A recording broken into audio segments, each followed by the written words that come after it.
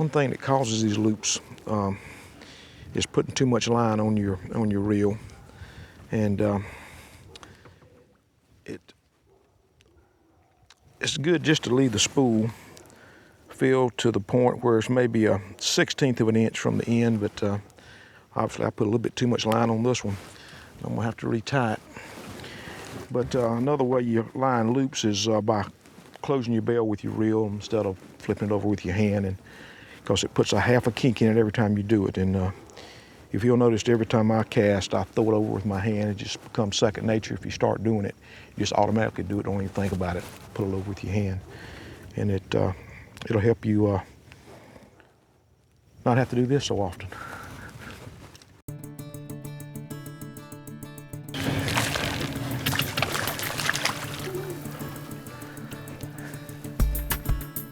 Oh yeah. Oh yeah. Blackwater bass on top, October. Wow, don't get no better than that.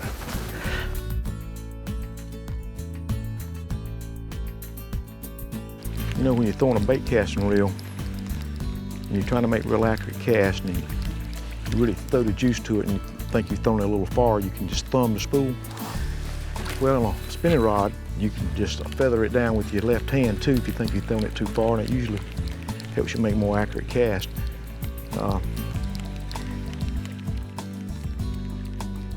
Just kind of have to judge how far it goes.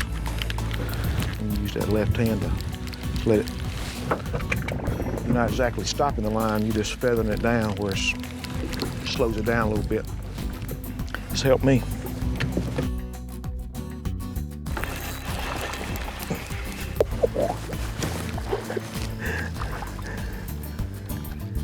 This is like Sonic, you put in an order.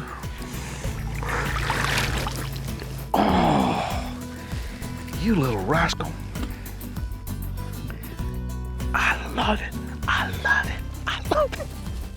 Can't get enough of it. Oh boy, what a good bite. And fishing like this, throwing in the right spot and presenting it just right is so key. Which is a reaction bite. They're not going to run real far to get it. You got to put it right in front of their nose. And they have about a half a second to decide whether I'm going to bust it or whether I'm going to let it go.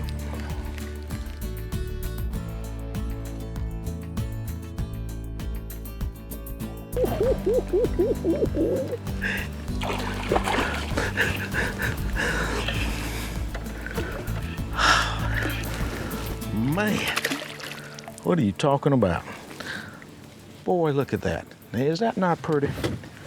Oh, my most fun way of catching bass in the fall of the year down here in this Blackwater on top water.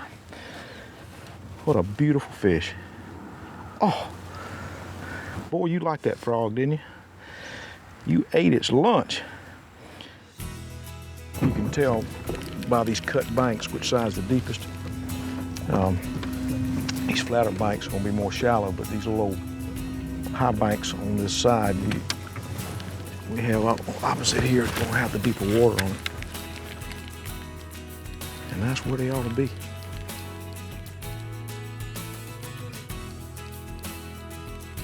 All right, guys, today we've been fishing this horny-toed frog. I think Zoom makes this bait. And I think the color I have today is called a green pumpkin pearl, but a little tip that'll help you when you're rigging these. They make these special hooks with these screw ends on them, but make sure you put it in the center of the tip of the frog when you start it, and just screw it all the way down flush. And this right here is really key. Make sure when you tie your line on that you don't tie it on the bottom side of the hook, because it won't run correctly. Pull the frog down. Matter of fact, it's best to go ahead and rig it. I just stick it straight through the back and then skin it back to the top and let it just barely stay weedless. But the line needs to go through this top of the hole, because if you put it on the bottom side, it won't work properly.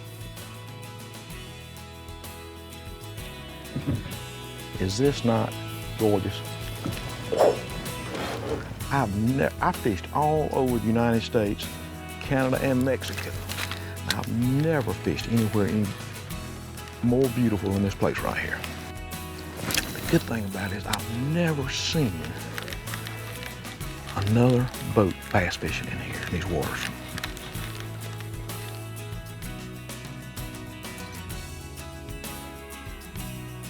Years ago, a gentleman by the name of Randy Horn, who is now deceased, probably one of the best fishermen that Santee ever produced. Matter of fact, he taught Hank Parker how to fish. Hank learned most of what he knows from Randy Horn. They used to fish upper swamp in the rivers at Santee Cooper, and remember Randy one day told me, he said, "Boy, if you ever see white bubbles in the river, get your hat and go." And that's been true, and I've noticed that. If I get into a river system and I see white bubbles floating down, fishing is going to be tough. And I'm assuming the reason that is because of the current. And you know, those bubbles come from real high current and a real quick river rise. But it's so true. If you see bubbles in a river, usually it's going to be a tough day. And so far, I haven't seen any bubbles.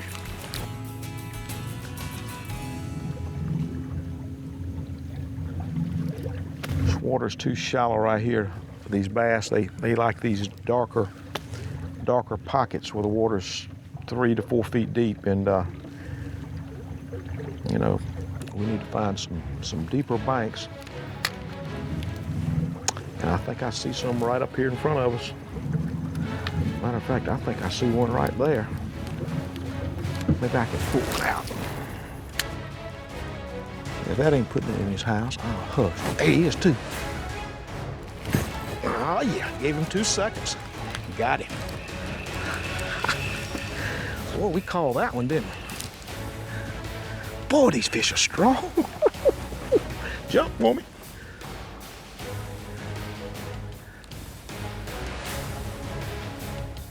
That little rascal, he might weigh a pound and a half, 2 pounds. He fought like he weighed 4. Come here. Come here. Oh. Woo-hoo.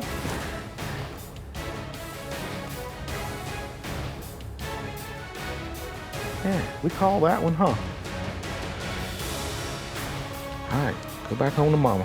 I want your great-great-grandmama. I won't kiss you because Bill Dance does that. You know, the whole reason that a man should enjoy the sport of fishing is to have a good time. And in a place like this, I mean, you know, thank goodness fish are biting a little bit today, and that's special, but you know, just enjoying the scenery and anticipation of what you may catch is, you know, worth seeing how many you can catch. It's just enjoying the outdoors, and like I say, the anticipation of trying to figure these fish out and the strikes. Of course, there's nothing wrong with a couple of fried panfish every now and again either.